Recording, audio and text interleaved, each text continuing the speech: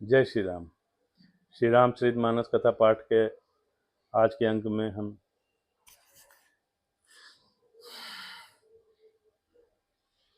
92 दोहे से प्रारंभ कर रहे हैं।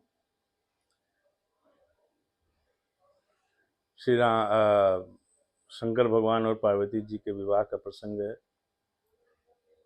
और सब देवता गण प्रभु शंकर की बारात में निकल पड़े हैं। वहीं का प्रसंग है। विष्णु कहा अस बिहस तब बोले सकल दिशिराज, बिलग बिलग होई चलहु सब निज निज सहित समाज। तब विष्णु भगवान ने सब दिक्पालों को बुलाकर हंसकर ऐसा कहा, सब लोग अपने अपने दल समेत अलग अलग होकर चलो। बर अनुहार बरात न भाई, हंस करिहूँ पर पुर जाई। विष्णु बचन सुनि सर मुस्काने, निज निज सेन सहित बिलगाने।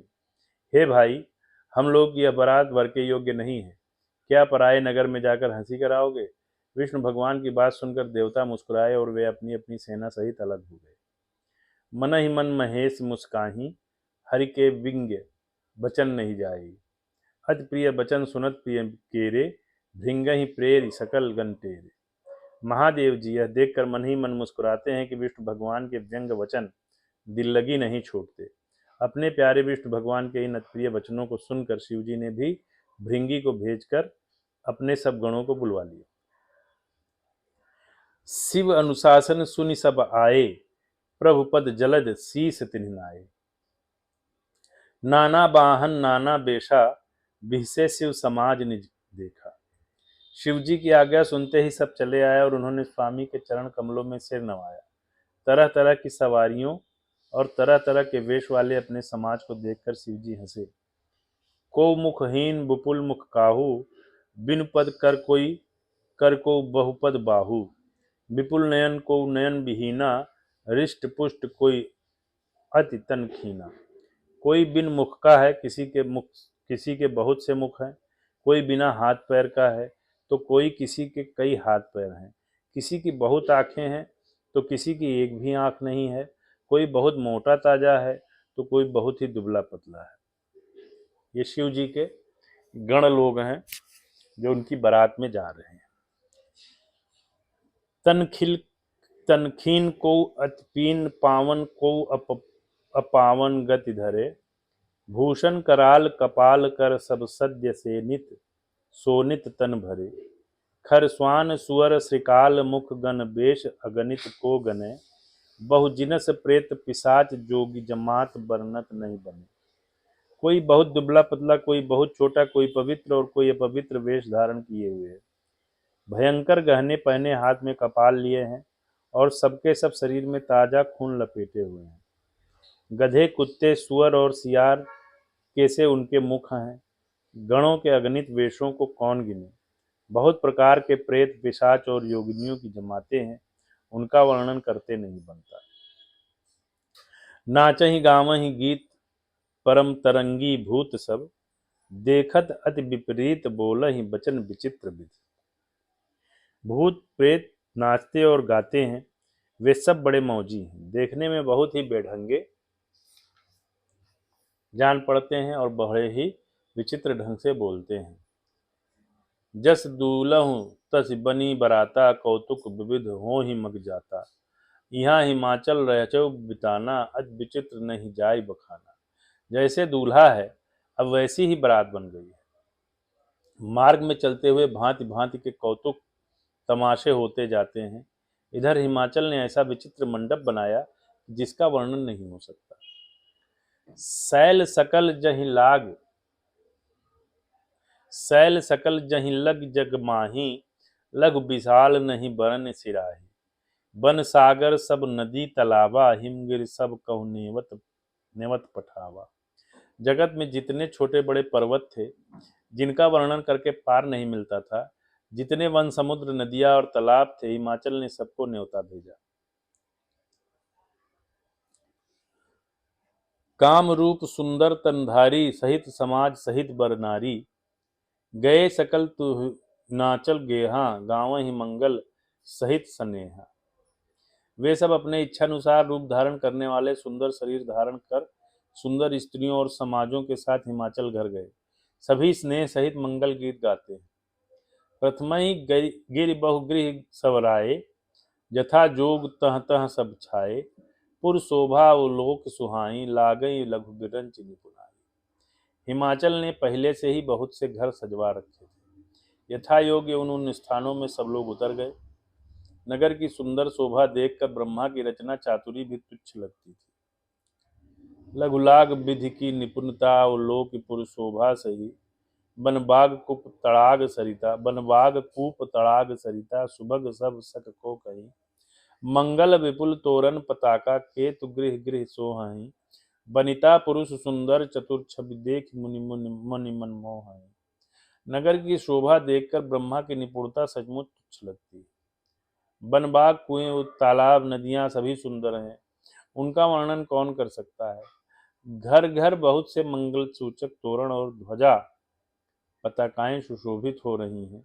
वहां के सुंदर और चतुर स्त्री पुरुषों की छवि देखकर मुनियों के भी मन मोहित हो जाते हैं। जगदम्बा जह अवतरी, सो पुर बरन की जाय। रिद्धि सिद्धि संपत्ति सुख, नित नूतन अधिकाय। जिस नगर में स्वयं जगदम्बा ने अवतार लिया, क्या उसका वर्णन हो सकता है। वहां रिद्धि सिद्धि संपत्ति और सुख नित नए बढ़ते जाते हैं। नगर निकट बारात सुनि आई, नगर निकट बारात सुनि आई। पुर खरभऊ शोभा अधिकाई। करि बनाव सजी बाहन नाना, चले लेन सादर अगवाना। बारात को नगर के निकट आई सुनकर नगर में चहल पहल मच गई, जिससे उसकी शोभा बढ़ गई। अगवानी करने वाले लोग बनाव श्रृंगार करके तथा नाना प्रकार की सवारियों को सजाकर आदर सहित बारात को लेने चले। ही हर से सुर सेन निहारी, हरहि देख अति भय सुखारी। शिव समाज जब देखन लागे, बिडर चले बाहन सब भागे। देवताओं के समाज को देखकर सब मन में प्रसन्न हुए और विष्णु भगवान को देखकर तो बहुत ही सुखी हुए। किंतु जब शिवजी के दल को देखने लगे तब तो उनके सब वाहन सवारियों के हाथी घोड़े रथ के बैल आदि डरकर भाग चले। धर धीरज तह रहे सयाने, धर धीरज तह रहे सयाने। बालक सब लय जीव पराने। गए भवन पूछहि पितु माता, कहाहि बचन भय कंपित गाता। कुछ बड़ी उम्र के समझदार लोग धीरज धरकर वहां डटे रहे। लड़के तो सब अपने प्राण लेकर भागे। घर पहुंचने पर जब माता पिता पूछते हैं तब वे भय से कांपते हुए शरीर से ऐसा वचन कहते हैं। कहीं काह कही जाय न बाता, जमकर धार किधौ बरियाता। बरु बौराई बसह असवारा, ब्याल कपाल विभूषण छारा। क्या कहें, कोई बात कही नहीं जाती। यह बारात है या यमराज की सेना। दूल्हा पागल है और बैल पर सवार है। सांप कपाल और राख ही उसके गहने हैं। तन छार ब्याल कपाल भूषण, नगर जटिल भयंकरा। संगभूत प्रेत पिशाच, जोगिन बिकट मुख रजनीचरा। जो जियत रही बारात देखत, पुण्य बढ़ते ही कर सही। देखहि सो उमा विवाहु, घर घर बात असी लरिकन कहे। दूल्हे के शरीर पर राख लगी है, सांप और कपाल के गहने हैं। वह नंगा जटाधारी और भयंकर है। उसके साथ भयानक मुख वाले भूत प्रेत पिशाच योगिनियां और राक्षस हैं। जो बारात को देखकर जीता बचेगा, सचमुच उसके बड़े ही पुण्य हैं और वही पार्वती का विवाह देखेगा। लड़कों ने घर घर यही बात कही। समुझ महेश समाज सब, जननी जनक मुस्काही। बाल बुझाए विविध विधि, निडर होहु डरु नाहि। महेश्वर का समाज समझकर सब लड़कों के माता पिता मुस्कुराते हैं। उन्होंने बहुत तरह से लड़कों को समझाया कि निडर हो जाओ, डर की कोई बात नहीं।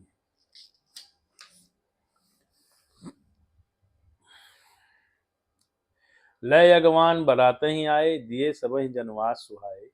मैना शुभ आरती सवारी, संग सुमंगल गाँव ही नाई। अगवान लोग बारात को लिवा लाए। उन्होंने सबको सुंदर जनवासे ठहरने को दिए। मैना पार्वती जी की माता ने शुभ आरती सजाई और उनके साथ की स्त्रियां उत्तम मंगल गीत गाने लगी। कंचन थार सोह बर पानी, परिछन चली हरहि हरसानी। बिकट बेश रुद्रहि जब देखा, अबलन उर भय भयो बिसेखा। सुंदर हाथों में सोने का थाल सुशोभित है। इस प्रकार मैना हर्ष के साथ शिवजी का परिछन करने चली।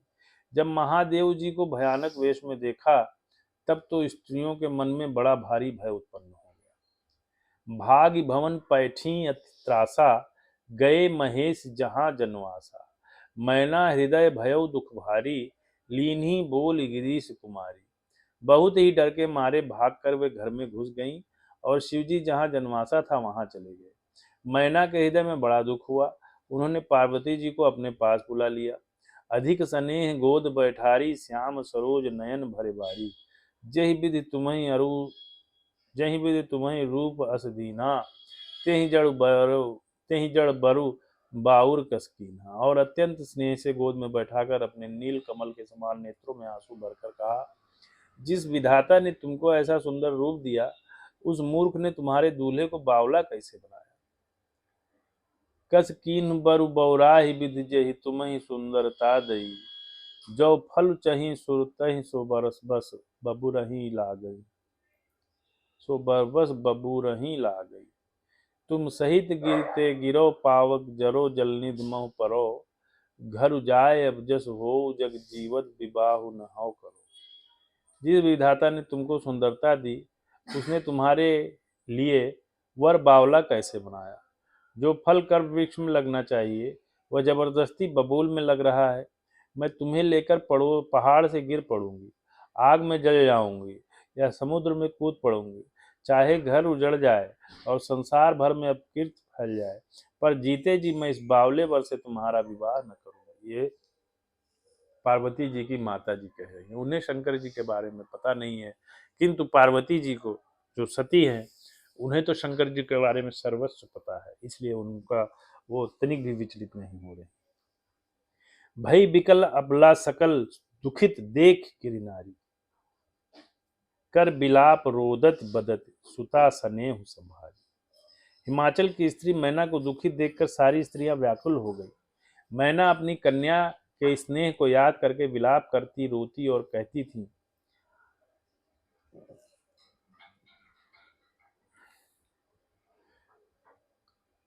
जय श्री राम। तो आज के पाठ का विश्राम यही करते हैं और कल पुनः इसी दोहे से, बालकांड के 96वें दोहे से श्री शंकर जी और पार्वती जी की बारात और उनके पूरे विवाह का जो संस्कार है उसका वर्णन किया जाएगा।